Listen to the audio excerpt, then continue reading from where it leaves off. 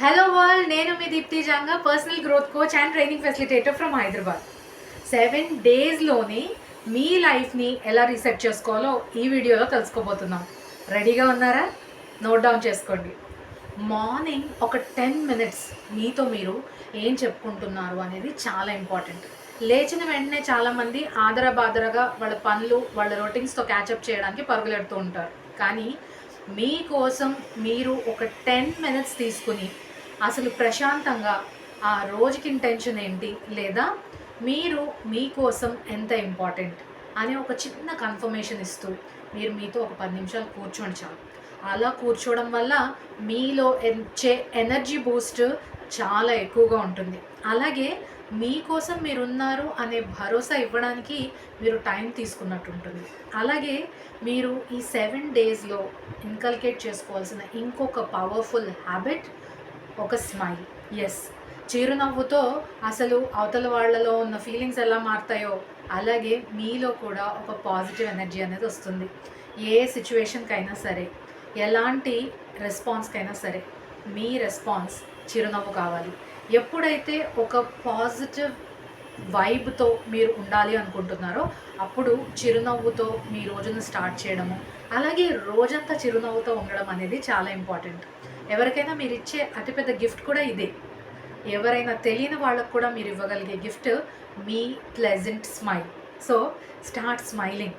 ఇది ఒక powerful moral బూస్ట్ని ఇస్తుంది.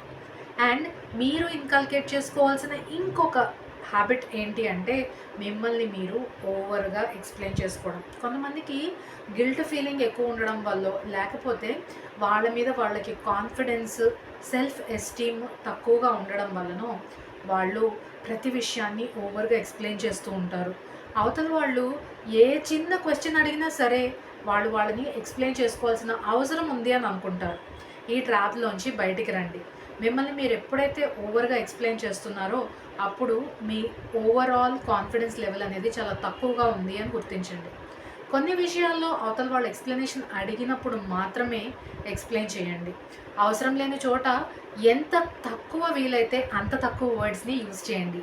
ఎప్పుడైతే మీరు తక్కువ వర్డ్స్తో మీ రెస్పాన్స్ని ఇవ్వడం స్టార్ట్ చేస్తారో క్లారిటీ అనేది విపరీతంగా పెరుగుతుంది. రెస్పెక్ట్ కూడా తద్వారా అవతల వాళ్ళ నుంచి ఎక్కువగా రావడం మొదలవుతుంది. మీరు గమనించండి, అవసరానికి మించి చేసే వాళ్ళని ఎప్పుడూ మనము పెద్దగా సీరియస్గా తీసుకోము.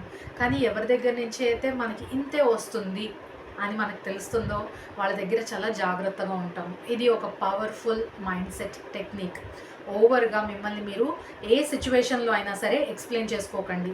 సిచ్యువేషన్కి అనుసారంగా ఎంత అవసరమో అంతే మాట్లాడుతూ తక్కువ ఎక్స్ప్లెనేషన్తో మీ లైఫ్ని ముందుకు సాగించండి. అలాగే ఈ 7 డేస్లో మిమ్మల్ని మీరు మార్చుకోవడానికి మీరు అవలంబించాల్సిన ఇంకొక పద్ధతి by handling difficult situations with is. అంటే ఎప్పుడైతే మీరు అనుకోని సిచ్యువేషన్ ఎక్స్పెక్ట్ చేయని ఈ సిచ్యువేషన్ని మీరు ఎదుర్కొంటారో అప్పుడు మీరు ఎలా దాన్ని హ్యాండిల్ చేస్తారు అనే దాన్ని బట్టే మీ రోజు లేదా మీ మైండ్ సెట్ అనేది మారుతుంది.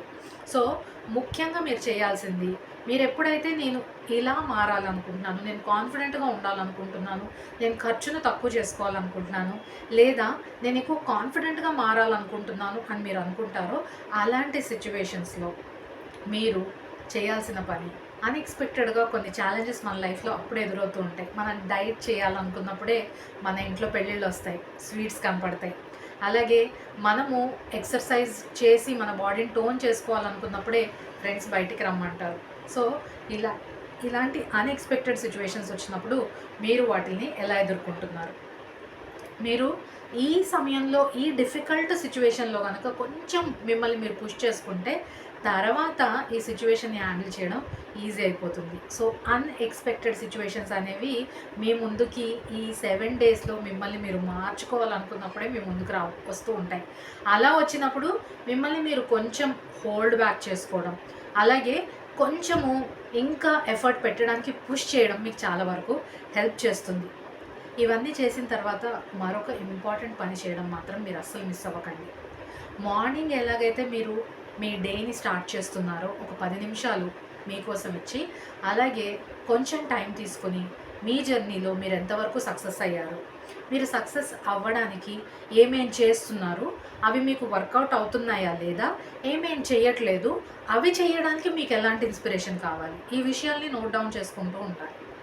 ఇది మీరు ఫిజికల్గా నోట్ డౌన్ చేసినా సరే, లేదా మెంటల్గా బేరీజ్ వేసుకున్నా సరే, మీరు ఒక బుక్లో నోట్ డౌన్ చేయడం ఎక్కువ వర్కౌట్ అవుతుంది.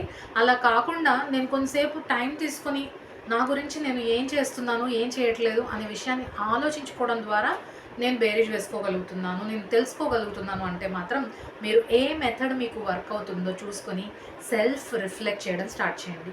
ఈ 7 డేస్లో ఒక్కొక్క పనిని ఒక్కొక్క రోజు ఇంట్రడ్యూస్ చేస్తారా, లేదా అన్ని ఫస్ట్ డేనే ఇంట్రడ్యూస్ చేసి కన్సిస్టెంట్గా చేసుకెళ్తారా అనేది చాయిస్ మీకు వదిలేస్తున్నాను. కానీ ఈ 7 రోజులు మిస్ అవ్వకుండా మీరు స్టార్ట్ చేసిన హ్యాబిట్ని పుష్ చేస్తూ కన్సిస్టెంట్గా చేయడం మీ రెస్పాన్సిబిలిటీ.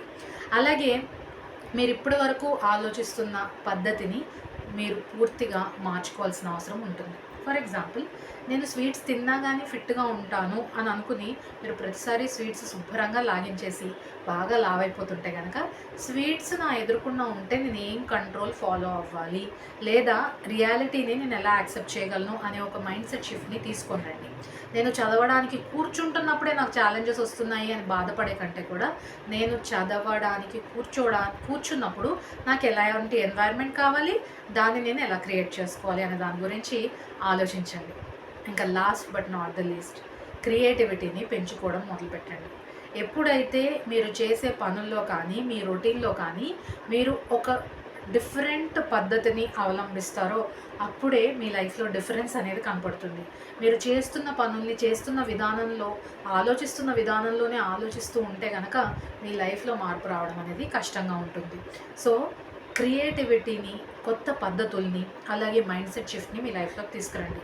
ఈ అన్ని టెక్నిక్స్ మీకు ఎలా వర్కౌట్ అవుతున్నాయో నాకు కామెంట్ బాక్స్లో చెప్పండి. మీకు బాగా వర్క్ చేసిన పద్ధతి ఏంటో కూడా నాతో షేర్ చేసుకోవడం మర్చిపోద్దు. మీరు కనుక పర్సనల్ డెవలప్మెంట్ గురించి ఇంకా తెలుసుకోవాలనుకున్నా, పర్సనల్గా ఎదగాలనుకున్నా, ఏం చేయాలి అని తెలుసుకోవడానికి మా ఛానల్కి సబ్స్క్రైబ్ చేసుకోండి. కొత్త వీడియో రిలీజ్ అయినప్పుడు మీకు అప్డేట్ రావడానికి బెల్ ఐకాన్ మీద క్లిక్ చేయండి.